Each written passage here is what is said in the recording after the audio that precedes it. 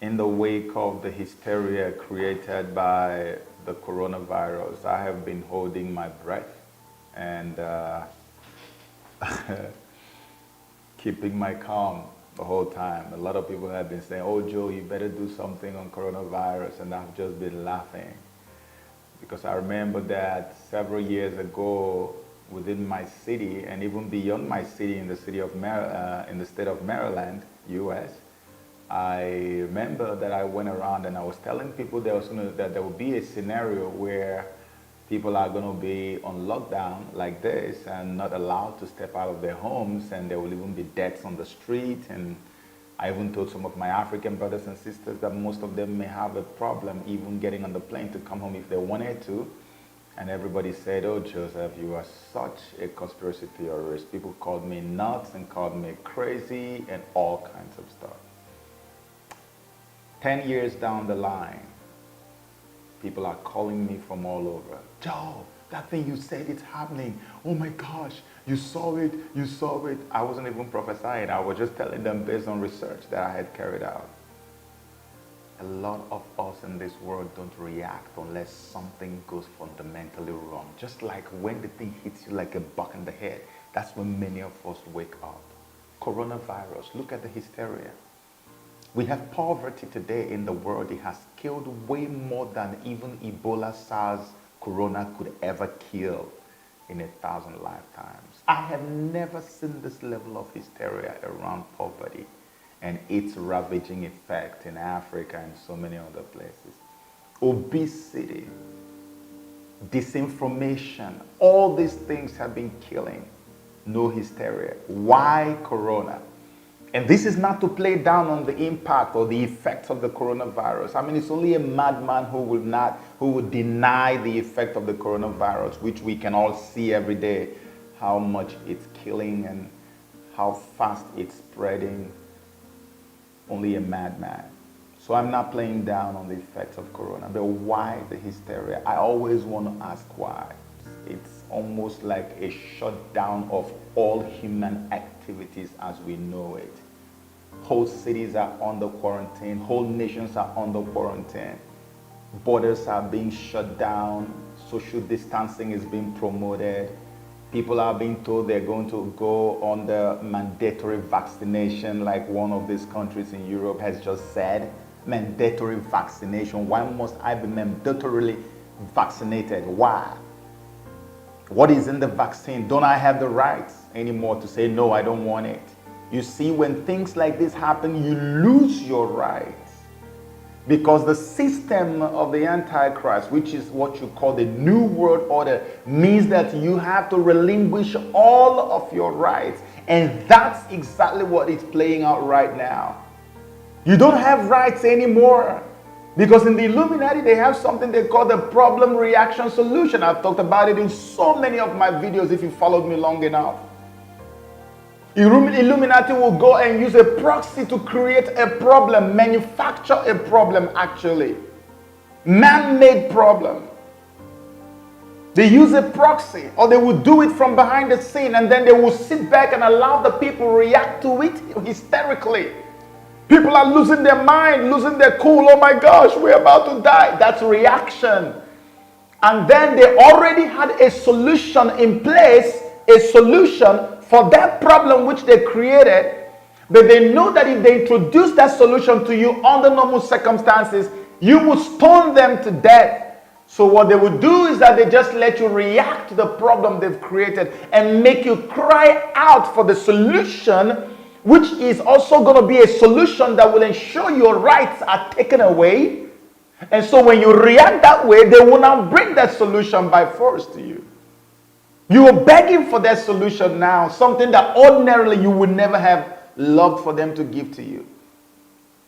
Problem, coronavirus. Reaction, hysteria, shutdown, border shutdown, social distancing. And then solution, mandatory vaccination. That's exactly what is going on right now.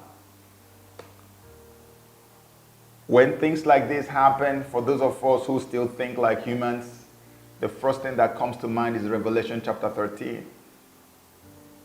The New World Order, the Antichrist system. The Antichrist is going to rule the world. with one word religion and one word government.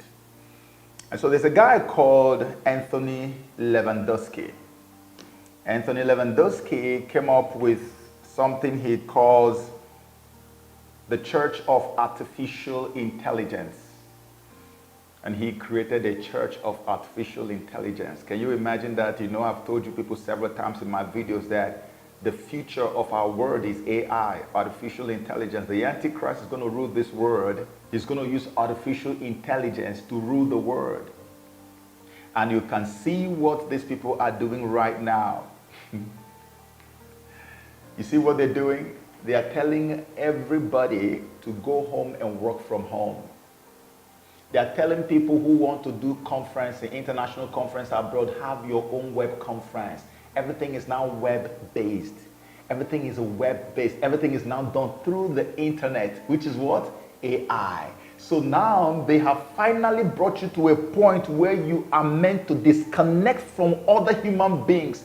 Have very little to no interaction with your fellow human beings, which is what they promote as social distancing. And then they make you become addicted to your new God, which is artificial intelligence, especially now that 5G is about to be launched. So all the things you couldn't do before, you can easily do now. You can attend meetings abroad from your home. AI becomes your God. Data becomes the breath of your life. You have just changed overnight without knowing it. And it's not going to change anytime soon. So you can see how many companies have told their workers to work from home now. You see how they have herded everybody like a sheep going to the slaughter. People, years ago when we used to scream about this, and people would tell us, it is not possible, Joe. How can you just control an entire population like that? How can you get everybody on lockdown and get them to do this and do that? Oh, well, we have mandatory vaccination going on in Europe. One guy said I had to run away from UK because I know mandatory vaccination is coming to UK soon. And I told my people that would come 10 years ago. You say, no, it was not possible. It's happening before our eyes. And when they have made you to become so used to AI, artificial intelligence, and then, my God, you want to go to worship God, you worship through the internet. You want to go for shopping, you shop through the internet. You want to watch a movie, that's why Netflix is so big now. Going to the cinema, you can't compare anything. Netflix is the big, everything is online now. So they want to now consolidate it and make it a way of life for you. Now, what is the end result of that?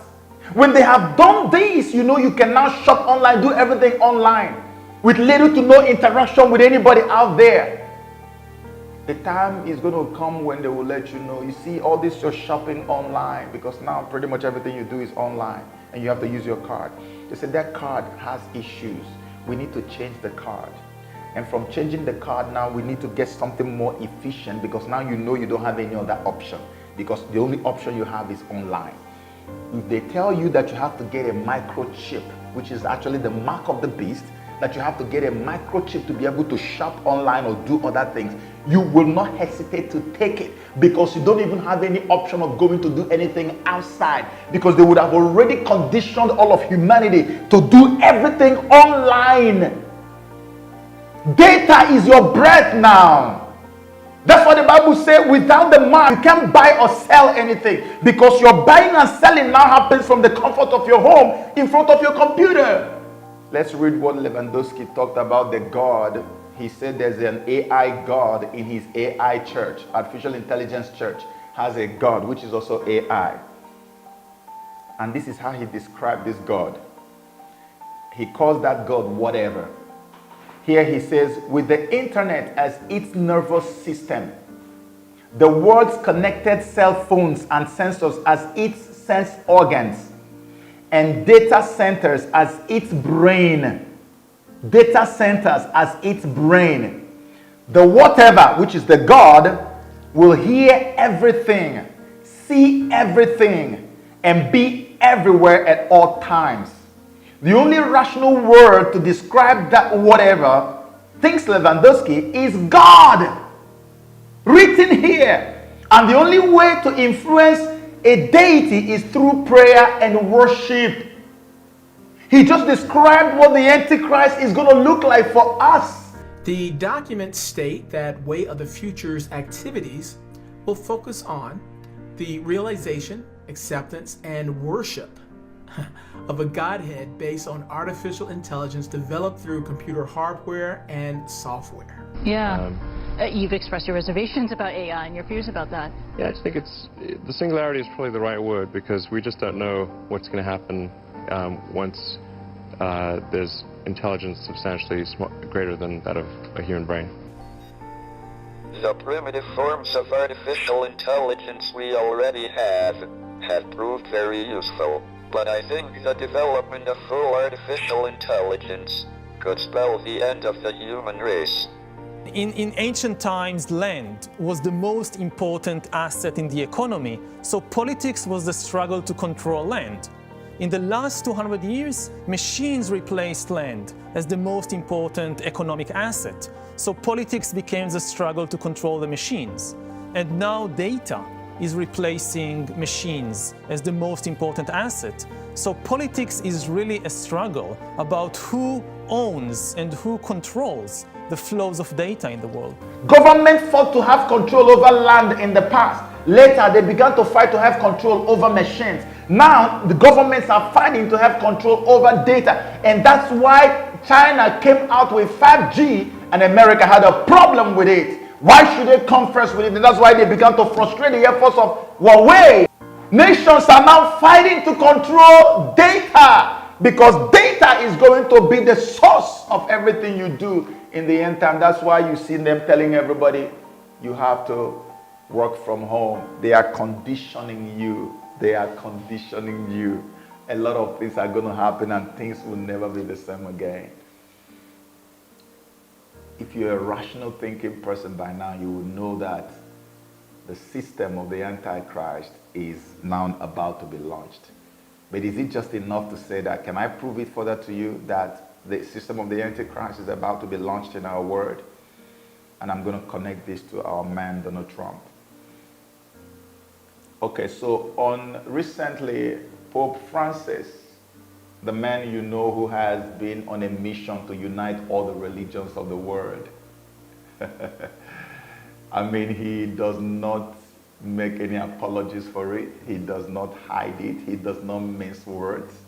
The guy wants every religion in the world to unite, to the point he even told Christians that proselytizing is bad.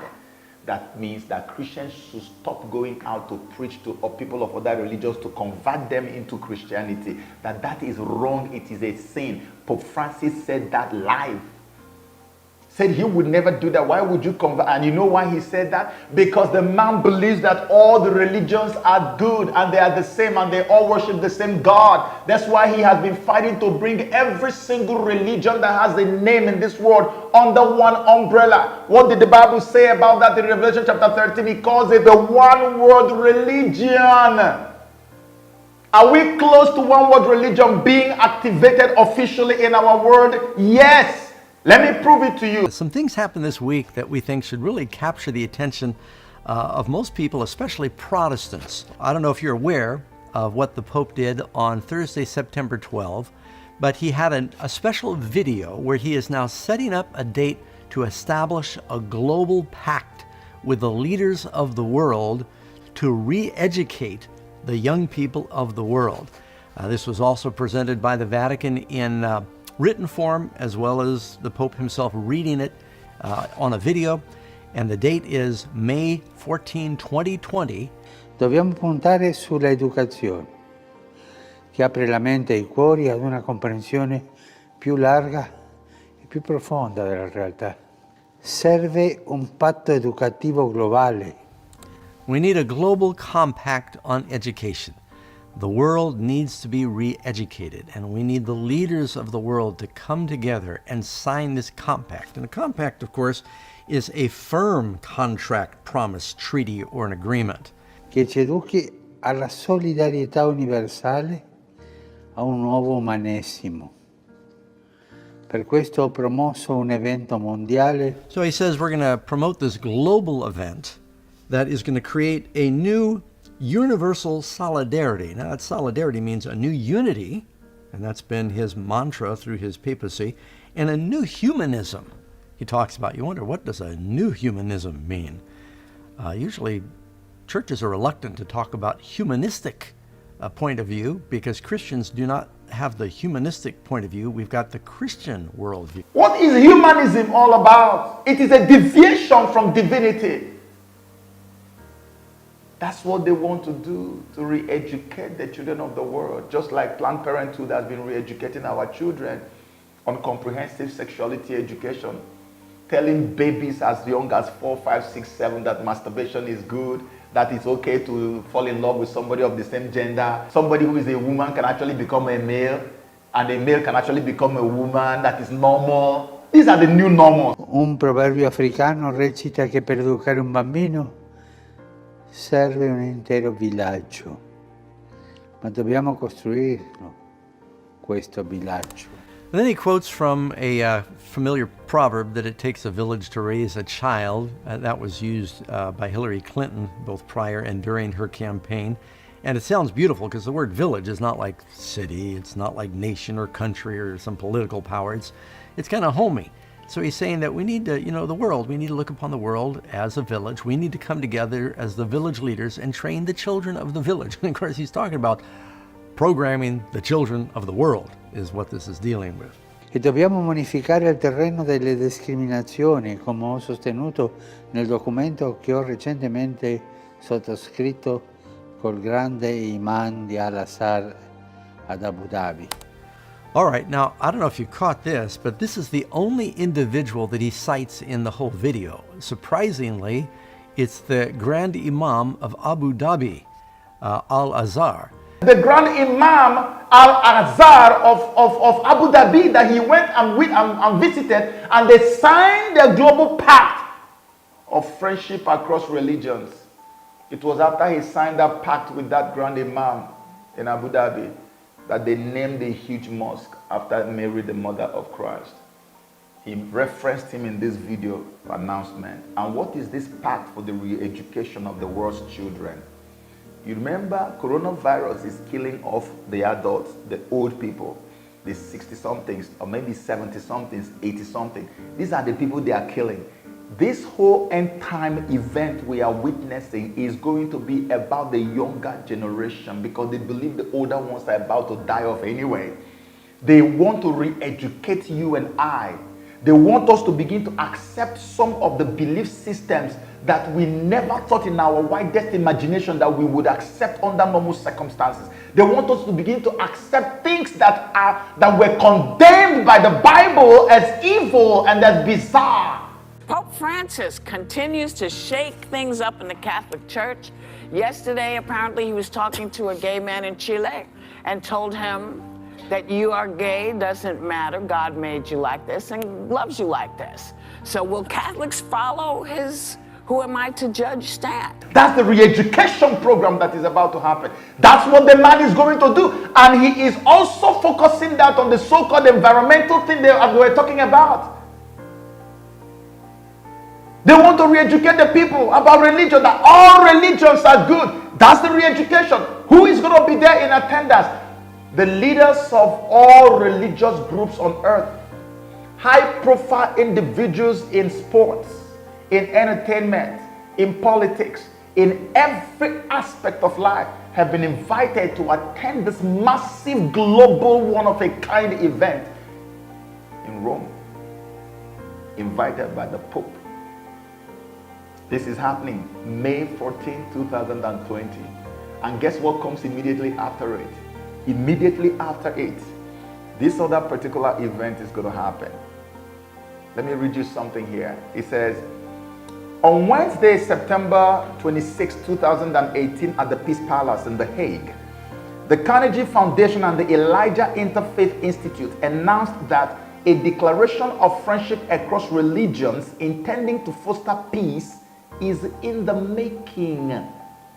Okay, here's what comes after that. It says, prominent religious leaders of the various faiths in the world will be invited to sign the declaration at a historic summit at the Peace Palace in June 2020. This thing they want to sign is to activate the one world religion for the first time in history since we've been reading it in the Bible. And look at what Prophet Sundar, this Indian prophet, look at what he said about Pope Francis regarding the one world religion. Now I tell you some current news that is going to happen. 3 years ago, the Lord showed me, which I have now made public, that the present Pope is the false prophet. You heard that? Now, and subsequently over the years, the signs of him being the false prophet mentioned in Revelation 13 are coming to pass one by one. This year, he has made an announcement. The announcement is the formation of one world religion. And an invitation has been issued to all top religious leaders on the world to gather together September 2020 in the city of Hague in Holland at a place called the Peace Palace to sign the covenant of one world religion. Now, I don't know why Prophet Sundar says September for the signing, but what I'm seeing in the document in front of me here is June 2020. And June actually makes a lot of sense because June comes immediately after the so-called pact for the re-education of the world's children, which Pope Francis is going to have in May. So the very next month, it makes sense that they're going to go over there to go and sign this thing, which is called Friendship Across Religions, which is actually activating the one world religion. Except if the date has been moved forward to September, I don't know. Maybe that's why Professor Sundar called it September. But whichever one it is, whether it is June or September, the one world religion is activated in this very year. And now, let us connect some dots. Pope Francis is coming to have a program to sign a pact for the re-education of the world's children to accept the system of the Antichrist, which is the New World Order, basically. After that, the one world religion will be signed into effect, and that will become the first time that the regime of the Antichrist is taking official effect in our world. And we know that there is only one regime on earth, prominent one today that we know, that is at parallel with the New World Order. And that regime is that of Donald Trump, which explains why Pope Francis is very angry with Trump, never speaks well of him. He always criticizes Donald Trump. Never, they're not friends. Because the man is at parallel, whatever he's doing is at parallel with the dictates of the New World Order. And now, if the New World Order is actually beginning officially in June or September, according to Professor Sundar, how do you expect them to have Donald Trump come back to power again if Donald Trump is the only formidable force that is antagonistic to their New World Order system? You see why I said in my previous video that the fight to get rid of Trump is completely valid and it is on a top gear right now as we speak. Even this whole corona is also part of what they want to use to humble and humiliate Donald Trump out of power. Let me explain that to you. Let me explain it to you. First of all, they started with the Mueller investigations, Russia collusion. It turned out the collusion was a delusion. They came up with Stormy Daniels. They came up with impeachment. There's nothing they have not done. None of it has worked. This man remains in power. These people are so afraid and so angry, especially the colonial powers of Europe, that Donald Trump is treading on grounds that no other American president had ever dared to tread on, and which is actually doing things that will make them to lose all their colonial countries that they colonized in Africa, which they have continued to rule over till this day by proxies. So these people are fidgeting. They are so angry. They are on edge. These people want to do everything to bring Trump down. That's why if you look at all the narrative going on in the mainstream media as usual, you see that they've already started blaming Trump for the coronavirus, despite all the quick action he had taken. If you look at the American economy right now, you find that the American economy is headed towards a recession, more like, okay, God forbid, but that's where it's headed now. Because they know that Trump had always been touting the strong economy that America has. Every time he makes a speech, that's the first thing he talks about. So now they want to humble him, and they also want to disgrace him. I saw the president of France, Macron, the other day on the screen, making some very sweeping changes, destroying every aspect of life in France. You are blocking border, you are blocking, like virtually nothing. It's like everybody should just stay indoors like a prisoner because of coronavirus. Because of coronavirus.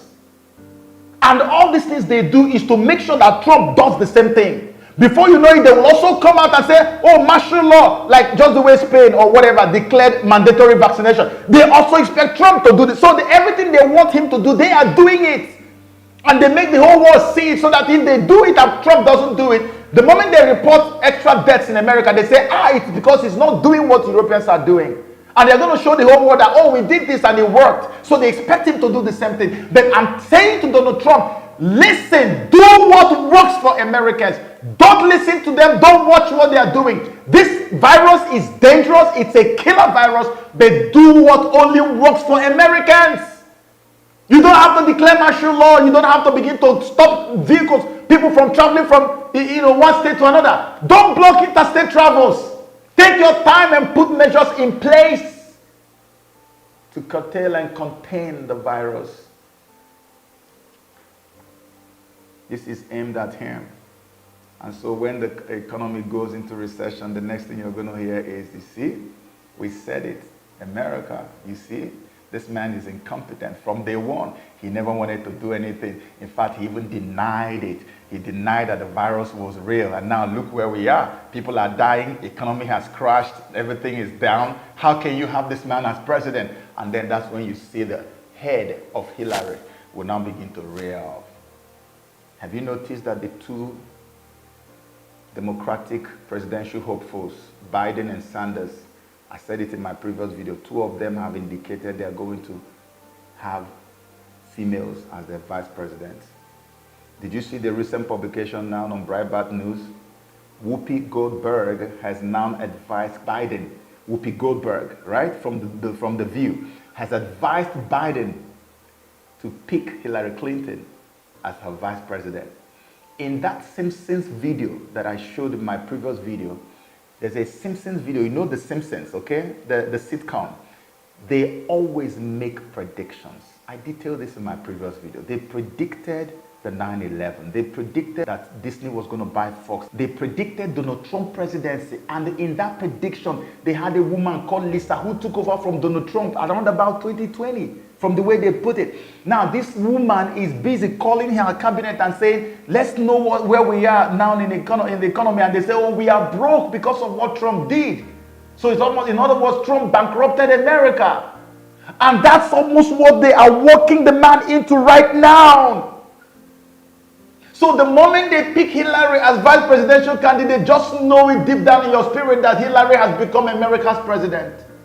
No two ways about that. And that Hillary you are looking at there is 100% in compliance with the New World Order, which is going to take effect between May and June, according to Pope Francis.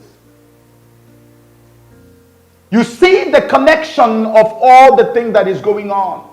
That's why life is completely changing for everyone right now. And they are going to put more pressure and put more pressure and put more pressure until they make this man cave. But then for us who are Christians, this is the best time for us to begin to pray. It is time for us to pray for Donald Trump. If we don't pray for Donald Trump, mark my words,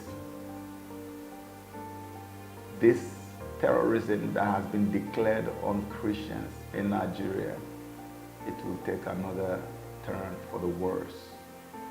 This man is the only ray of hope we have today. And from the things that I see, from the dots I am connecting, The dark clouds are closing in on him at an unprecedented rate.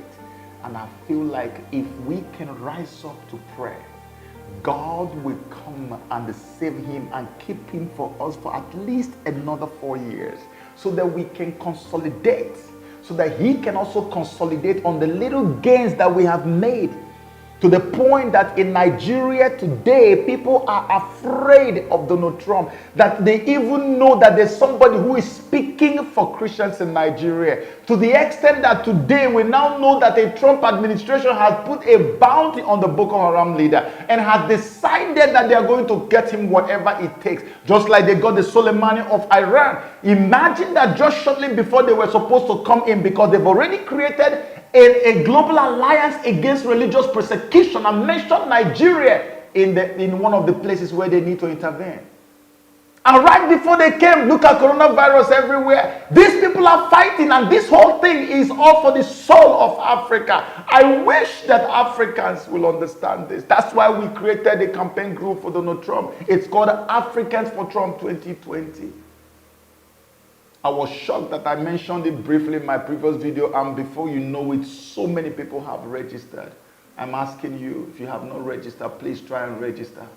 We're still going to make another video, a proper video to announce it. We are going to be in every capital in Africa. We want to pray, not only pray, then call our peoples abroad. If you are in Africa, those of us in America, we will call around. We will visit people and talk to them about the importance of casting our vote for this man and supporting him.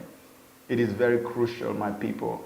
I used to be so confident that nothing will happen to him. Now I have little fears and I have reasons to be afraid.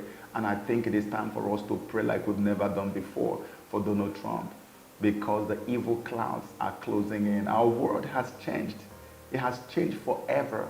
And I know I can only pray and hope that this thing is going to lead to a massive revival, so that those people who thought that God didn't mean anything, people who didn't think that God is all, now their eyes are opening. They are waking up to the realities that the devil has been deceiving them. And now when you see what is happening around the world, nobody will tell you to run to God, because the time is here.